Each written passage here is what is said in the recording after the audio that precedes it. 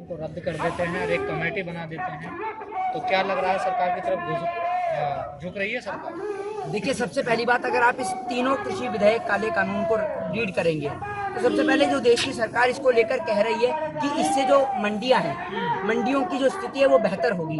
असल में अगर आप तीनों काले कानून को अच्छी तरीके से रीड करें तो मंडियों का तो इसमें कहीं से कहीं तक कोई जिक्र ही नहीं है, ठीक है ना। तो पहली बात सरकार की यहाँ गलत हो जाती है। दूसरी बात, देश की सरकार ने नोटबंदी लाने से पहले ये देश नोटबंदी जीएसटी को पूर्ण रूप से भुगत चुका है। जब नोटबंदी लाई गई थी तो लाखों मासूम जान इस नोटबंदी के तहत चली गई थी। देश के तमाम वो लोग जो दिन प्रतिदिन कमाते हैं अपना और अपने परिवार का घर का खर्चा चलाते हैं, उन लोगों की आजीविका पूर्ण रूप से समाप्त हो चुकी थी। रातों रात जीएसटी लाई गई।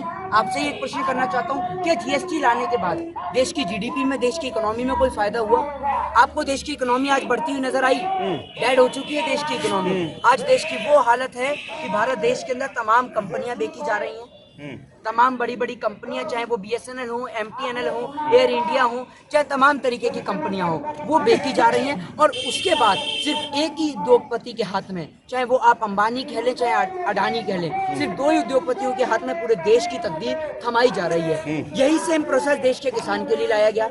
देश के किसान को भी जो है वो बंधुआ मजदूर बनाने की कोशिश की गई। एक बात मुझे आप बताइए, देश के किसान से एक सौदा कर लिया जाएगा कि अगर आपकी जमीन आपको 50 रुपए में आप दे रहे हैं देश के किसान को, तो चाहे वो उस जमीन से 50 करोड़ पैदा करें, चाहे 50 लाख पैदा करें, चाहे 50 रुपए पैदा करें, लेकिन देश के किसान को मिलना 50 रुपए ही है। दूसरी बात, इस काले कानून से देश की सरकार ये भी नहीं पता लगा पाएगी कि आखिर किसने और कितनी जमाखोरी कर रखी है और कहां कर रखी है, क्योंकि गवर्नमेंट के पास कोई राइट नहीं रहेगा। तो आप देश के किसान को उसी के खेत में कैसे बंधुआ मजदूर बना सकते हैं? दूसरी बात, इस देश की कौन सी कमेटी को आप गठित करेंगे? देश की किसी भी संस्था पर देश के लोगों को विश्वास नहीं है। यहाँ तक कि देश के लोगों का विश्वास देश की न्यायपालिका से भी खत्म हो चुका है। उसका कारण ये है कि अगर देश के अंदर कोई बलात्कार करता है, आप ये देखिए, निर्भया के दोषियों ने निर्भया के साथ बलात्कार करा तो उसको फांसी की सजा हुई, लेकिन वो फांसी की सजा सुनाने में एक लंबा पीरियड लग गया, ठीक है, लेकिन फांसी की सजा हुई, बिल्कुल हुई, अच्छी बात है, बहुत अच्छी बात है। बलात्कारियों को फांसी की सजा होनी चाहिए, लेकिन वही बलात्कार करने वाले कुलदीप सिंह सेंगर भी थे, चिरमियानंद भी थे, नित्यानंद भी थे, राम रहीम भी थे और आसाराम भी थे। तो देश की न्यायपालिका ने उन्हें फांसी की सजा क्यों नहीं दी? मतलब आपके कहने का मतलब है कि जुडिशरी के तहत, अकॉर्डिंग टू जुडिशरी, अगर बलात्कार करने वाला गरीब हो तो फांसी के तख्ते पर लटका दो, और वही बलात्कार करने वाला अगर राम रहीम, आसाराम, कुलदीप सिंह सेंगर जैसा एमएलए हो तो बैठाल के जेल की रोटी खिलाओ। मतलब एक ही सिस्टम के अंदर दो अलग अलग लोग कैसे हो सकते हैं? एक ही व्यक्ति, दो कानून कैसे हो सकते हैं? आप मुझे ये बताइए ना। तो देश की जुडिशरी पे कैसे बिलीव होगा? दूसरी बात, जब देश के किसान दिल्ली, भारत देश की राजधानी दिल्ली के अंदर एंटर करते हैं तो उनको रोकने के लिए देश की सरकार कटीले तार लगवाती है, उनको रोकने के लिए कोबरा वायर्स का प्रयोग करती है, वाटर कैनन का प्रयोग करती है, आंसू गैस के गोलों का प्रयोग करती है। अकॉर्डिंग टू आर्टिकल 19, अगर आप रीड करें आर्टिकल 19 को, तो देश का संविधान आपको और मुझे आजादी देता है प्रोटेस्ट करने की शांतिपूर्ण तरीके से।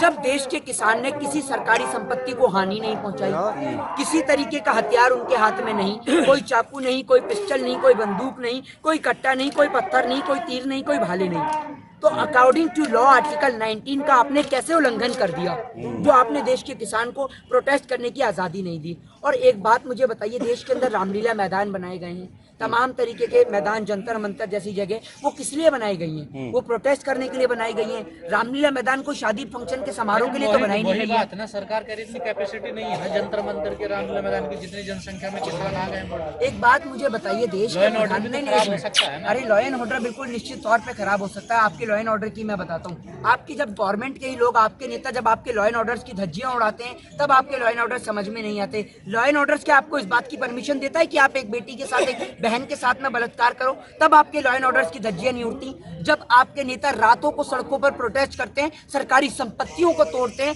तब आपके लॉ एंड ऑर्डर की धज्जियां नहीं उड़ती। बस के अंदर अगर आप एक सीट को फाड़ दें तो आपको पुलिस उठाकर अरेस्ट कर देती है, क्योंकि आपने सरकारी संपत्ति को नुकसान पहुंचाया। मतलब अगर आप एक बस की गद्दी को फाड़ दें तो आपको अरेस्ट किया जा सकता है, लेकिन आप बिना पूछे उस सरकारी संपत्ति को बेच दें तब आपके खिलाफ कोई कार्रवाई नहीं होगी, तब आपका लॉ एंड ऑर्डर कहाँ चला जाता है? मोहित, ये जो सरकार ने कहा है कि 1 से 1.5 साल तक के लिए हम इसे होल्ड पर रख देते हैं इस बिल को, तो क्या ये सरकार ये चाह रही है कि 1.5 साल के अंदर जो 5-6 राज्यों में चुनाव होने हैं उस दौरान तक ये शांत हो जाए और उसके बाद ये लागू हो जाए? गवर्नमेंट चाहती है कि शांतिपूर्ण तरीके से देश के किसान का मसला हम शांत कर दें, उसके बाद हम एक बार बंगाल का चुनाव देख लें, यूपी का चुनाव देख लें और दिल्ली के अंदर होने वाले काउंसलर के इलेक्शन को देख लें। इन तमाम इलेक्शंस को जीतने के बाद देश की सरकार वापस से इस प्रोटेस्ट को शुरू करेगी। ये इस बात की गवर्नमेंट ने खुद ही कह दिया कि 1.5 साल तक का हम आपको इसको होल्ड कर देते हैं। होल्ड करने का मतलब क्या होता है?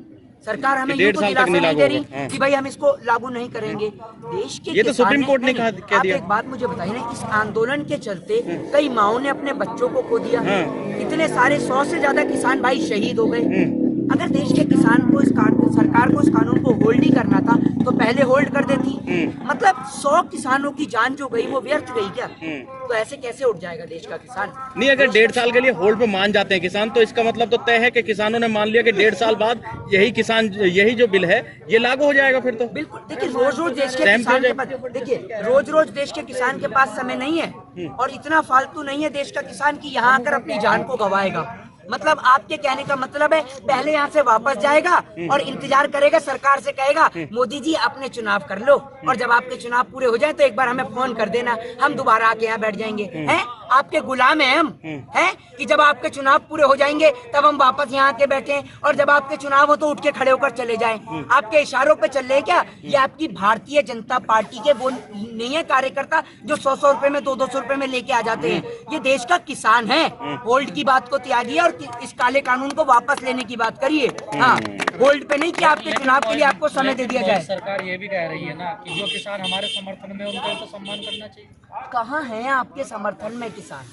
कहाँ है आखिर? आप उन चलो ठीक है, आप एक काम करिए ना, एक आमने सामने की सभा करने के लिए रेडी होइए और आप कहते हैं तो मैं प्रधानमंत्री और राष्ट्रपति दोनों को लेटर भी लिखता हूँ और लेटर में लिख के एक खास बात के लिए मेंशन करता हूँ कि माननीय प्रधानमंत्री महोदय, आपके साथ वाले किसान जो आपको समर्थन दे रहे हैं, आप उनको लेकर रामलीला मैदान के अंदर आइए और एक और अपने साथ अपने पत्तल चाट पत्रकारों को बिठाइए और एक और आप भी बैठिए। आपके पास कुछ ज्यादा ही ज्ञान है क्योंकि इस कृषि काले कानून बिल को लेकर, क्योंकि आपने 1950 से लेकर 1960 का एक्ट रीड नहीं करा जो अमेरिका और यूरोप के अंदर इस काले कानून को लेकर लगा था। आपने 2006 के अंदर एपीएमसी एक्ट नहीं रीड करा बिहार का। तो इसलिए अगर आप में इतना ही दिमाग है तो आइए ना रामलीला मैदान में, एक और आपके पत्तल चाट पत्रकार बैठेंगे, दूसरी ओर देश के कृषि कानून को लेकर देश के किसान बैठेंगे। बिना पढ़े लिखे बना देते हैं क्या कानून? अरे एक बात मुझे बताइए, अगर इनके पास इतना, आप ये सोच के देखिए ना, इन्हें आत्मनिर्भर बोलने के लिए जब पत्रकार की आवश्यकता होती है, ये डोनाल्ड ट्रंप नहीं बोल पाते हैं, तो आप एक बात बताइए, जहाँ से इनकी डिग्री आई है, डिग्री पे तो सवाल खड़े ही होंगे। अब अगर आप एक बात मुझे बताइए, कोई आदमी आपसे कहे आकर कि मैंने पीएचडी कर रखी है और आप उससे पूछ लें कि बेटा पीएचडी की फुल फॉर्म क्या होती है, तो वो अगर वो यही ना बता पाए तो काय बात की पीएचडी। तो जो आदमी इंग्लिश में ये नहीं बोल पा रहा, अमेरिका के पूर्व प्रेसिडेंट डोनाल्ड ट्रंप का नाम नहीं ले पा रहा, एक दूसरा नेता है जो आत्मनिर्भर नहीं बोल पा रहा, वो काय बात के पढ़े लिखे, समझ रहे हैं? और प्रधानमंत्री महोदय तो कहते हैं कि मैं गधे से प्रेरणा लेता हूँ। अब जो आदमी गधे से प्रेरणा ले रहा है, देश की क्या हालत करेगा? समझ रहे हैं ना? तो पूरे देश को, और दूसरी बात अभी आपने देखा भी होगा, जब देश के लोगों को गरम मसाले में गधे की लीद मिलाकर खिलाई जाएगी तो लोगों के दिमाग में गधे जैसा दिमाग ही भरेगा और कुछ तो भरेगा नहीं। एक बात मुझे बताइए, इस देश के अंदर क्लब खुल गए, मॉल खुल गए, पब खुल गए, बार खुल गए, तमाम शोरूम खुल गए, स्कूल क्यों नहीं खुल रहे भैया? मतलब स्कूल के अंदर ही सारा कोरोना है, ना मेंबर ऑफ पार्लियामेंट में कोरोना है, ना भाजपा कार्यालय में कोरोना है, ना बंगाल चुनाव में कोरोना, ना बिहार चुनाव में कोरोना, सारा कोरोना स्कूल के अंदर बैठा है और जैसे ही स्कूल का ताला खुलेगा कोरोना उड़ के बाहर आ जाएगा, है ना? इसलिए स्कूल नहीं खुले क्योंकि अगर पढ़ेगा इंडिया तो भाजपा से सवाल पूछेगा इंडिया, और इनके तो सारे ही नेता अनपढ़ गवार है, तो उन सवालों का जवाब कहां से देंगे? अगर देश की जनता पढ़ लिख जाएगी तो उसके दिमाग में ये नहीं आ जाएगा कि भैया अगर हमारे देश की सरकारी संपत्ति बिक रही है तो आखिर क्यों बिक रही है, उनका कारण क्या है?